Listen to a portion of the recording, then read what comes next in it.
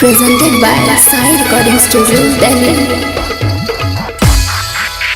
मुझे रूप ने कहीं का नहीं छोड़ा रे, ऐसी गलियों में लाके दिल तोड़ा कि घुंघरू बांध लिए मैंने, ये घुंघरू बांध लिए।